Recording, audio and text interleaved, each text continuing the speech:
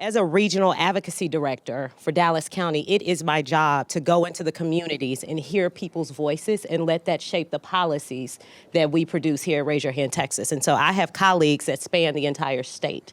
And so these conversations were happening in our rural areas and in our urban areas. We went across all kind of racial lines, income lines, geographic lines to have conversations with parents and teachers and students. And I had conversations with realtors and the business and the workforce community and asked the simple question, what makes for a good school, right? Like, what do you want to see out of your public school? And then let that shape what we do here at Raise Your Hand Texas. And it's something, again, very ambitious. The goal was 10,000 people. We surpassed that, and we talked to 15,600 people across the state within a 8-month period.